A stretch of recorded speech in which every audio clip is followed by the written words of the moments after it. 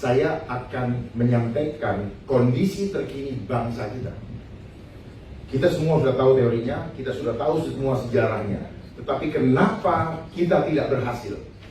Kenapa sekarang Indonesia mulai goyang? Karena kita tidak tahu bahwa sekarang telah terjadi gerakan globalisasi yang akan menghancurkan bukan saja Indonesia tetapi seluruh dunia. Catat ini, seluruh dunia. Kenapa? Mereka bekerja secara terstruktur, sistematis dan masif. Kenapa struktur? Karena dia punya organisasi besar dengan sistem perekonomian yang dia kuasai di seluruh dunia. Kemudian kenapa sistematis? Karena mereka bergerak begitu halus, step by stepnya jelas, pelan-pelan, dan kita terhipnotis untuk ikut menerimanya. Kemudian masif, karena mereka semua bergerak di seluruh dunia, di dalam seluruh sendi kehidupan. Tidak ada yang lolos, termasuk handphone yang Bapak Ibu pegang sekarang. Ini adalah alat mereka untuk melakukan propaganda seluruh dunia dengan cara yang sistematis dan masif. Propaganda yang dilakukan adalah propaganda ketakutan. Itu berlangsung di seluruh dunia. Dan propaganda ketakutan adalah caranya iblis. Cara bekerjanya globalisasi ini sudah sejak dulu. Dan dia punya organisasi yang begitu kuat, bukan negara, non-state actor, dan begitu kuat, dan kita masuk bagian itu. Itulah kelirunya. Makanya Bung Karno menentang hal-hal yang seperti ini. Saya tidak mau menyebutkan karena ini rawan buat saya. Dengan underbownya bergerak secara masif, tujuannya cuma satu, totally control. Jadi globalisasi adalah sistem. Di atas globalisasi ada super sistem. Sistemnya untuk apa? Untuk menyamakan sistem seluruh dunia. Dan mereka standarkan segala literatur, apapun yang kita pegang sekarang, sepanjang itu ngambil dari luar, itu adalah cara mereka memanipulasi kita punya konsep itu. Lalu dia ciptakan ini yang saya bilang, propaganda ketakutan. Dia bikin ketakutan. Supaya apa? Supaya kita mulai, otak purba kita mulai berpikir, waduh, apa yang saya harus lakukan dengan keadaan yang seperti ini ya? Mulai berebutan. Tetapi orang yang tidak kuat, tidak akan memperolehnya. Akhirnya kekuatan-kekuatan yang besar saja yang menguasainya. Tujuannya apa?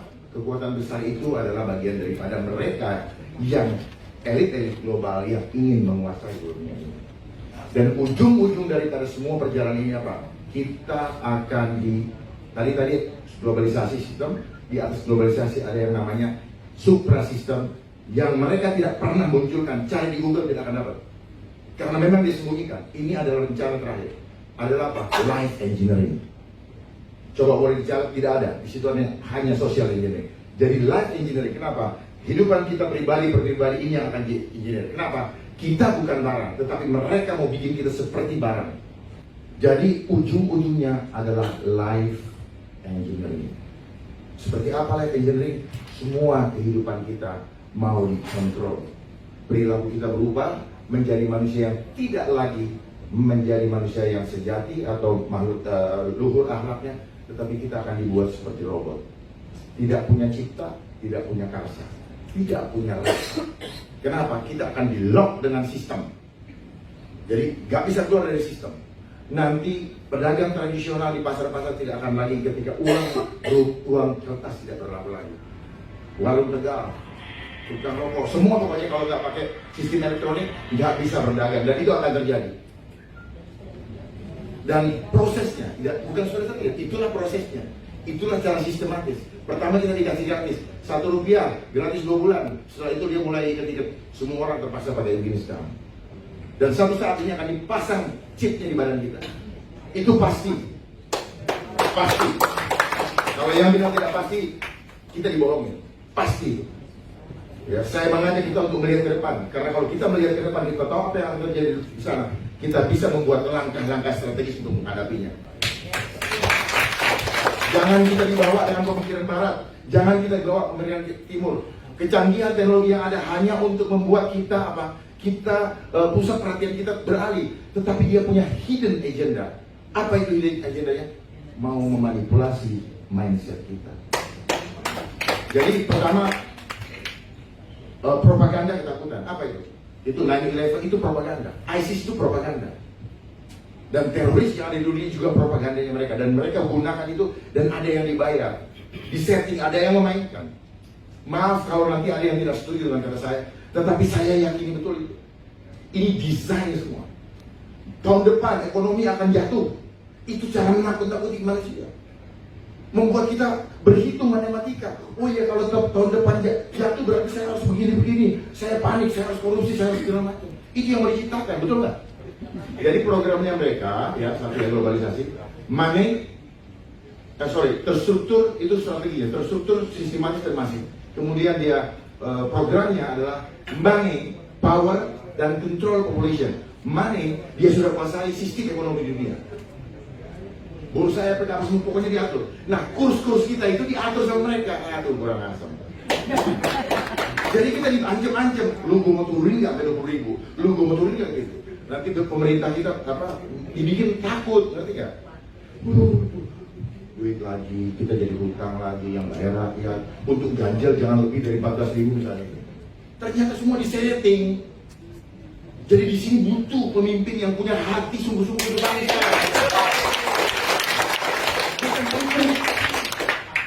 Gampang bangsa ini dipimpin kalau kita punya pemimpin yang sungguh-sungguh dan tidak perlu takut kehilangan apapun juga. Jadi tadi programnya power, money, dan control. Money sudah didapatkan oleh mereka. Kita harus hati-hati. Makanya lihat kerusuhan yang ada di kita, yang rusuh dibiayai oleh dia, kita juga dibiayai oleh dia. Jadi semua konflik di dunia dia biayai dan dia biayai. Yang defense dia biayai, yang rusuh dia biayai. Orang perang dunia aja mereka biayai kok. Jadi semua dibiayai, kita nggak usah marah. Ini ada yang main di belakang. Saya buka aja, ada yang main di belakang. Karena kalau nggak tahu, itu saling curiga. Enggak, bukan orang Indonesia. Tetapi dia gunakan orang-orang Indonesia yang mata hitam. Itu. Yang berikutnya, dia masif. Karena semua seni kehidupan dia jalan. Propaganda ketakutan, ISIS, terus terorisme di mana-mana, Taliban, itu propaganda mereka dan semua dari mereka. Jadi kayak musang berbulu domba. Bahkan di negara kita juga sudah masuk ke sendi-sendi kebangsaan. Kalau saya dibuka di sini nanti besok saya disu. Karena saya dari itu, ya. Tetapi kalau satu persatu saya akan sampaikan. Ya. Keributan yang terjadi, yang sekarang ada dengan yang apa itu namanya di Kuningan, itu juga di belakangnya mereka. Dan semua yang ada kata K itu semuanya mereka. Dan itu malah justru bikin negara makin berhutang. Cuman kalau dibuka begini, mana ininya? Konsep-konsep yang mereka tawarkan juga semua dengan hitungan matematika. Supaya orang tidak perlu memikirkan Tuhan, tidak perlu untuk menjauhkan keimanan manusia dari kemahakuasaan Allah Subhanahu wa Ta'ala. Itu cara mereka. Ujung-ujungnya dari light engineering membuat kita mau dibawa ke konsep ateis. Orang berdagang, ayam disuntik di broiler, dijual ke Kentucky, makannya enak karena ada bumbu, terus kemudian kenyang, tapi orang yang mengkonsumsinya siap-siap menjadi market untuk pabrik obat. Ini lingkaran setan. Jadi semua persoalan ini coba dilihat dengan kacamata yang berbeda, supaya kita lebih tajam, lebih jeli melihat persoalan. Sehingga kalau kita sudah melihat gitu, ini kayak gini. Jadi kalau orang ngajak ribut nggak mau. Katakan cita-cita, tujuan. Cita-cita bersatu, negara merdeka, bersatu, berdaulat dan adil. Perhatikan semua itu. Lihat tujuannya. Lihat faktanya sekarang terjadi deviasi yang begitu lebar. Bohong kita. Bayangin ini, mencerdaskan kehidupan bangsa. Sekolah cuma diajar bagaimana kecerdasan intelektual. Kecerdasan spiritual sudah tidak diajarkan. Makanya anak-anak gampang itu programnya siapa? Programnya non-state actor. Dia masuk ke Departemen Pendidikan dan Kebudayaan lewat caranya saya nggak tahu. masuk di situ sehingga akhirnya seperti itu. Sadar atau nggak sadar, saya nggak tahu. Dan itu begitu dan sebagainya. Bahkan sudah masuk kepada sendi-sendi yang aduh gimana ngomongnya, agak susah. Dan ini mengatur sistem. Nanti kalau ini sudah terkoneksi semua sistem, maka kita akan dikontrol dari sana. Dan untuk menyelenggarakan supaya sistem itu terkonek, kemudian nanti kita dipinjemin uang untuk menyelenggarakan agendanya. Setelah selesai, kita dikontrol, pinjaman jadi utang. Hebat kan? Ya itu yang mau saya sampaikan, karena kalau saya sampaikan ini bocor halus saya ini. Saya bukan teoritis, saya praktisi, tetapi saya yakini apa yang saya sampaikan. Saya akan hadapi dengan segala risiko, karena saya tahu ini berisiko. Tetapi saya katakan ini bukan negara, tetapi ada kekuatan yang mengatur negara untuk melakukan itu dan hanya boneka-boneka saja.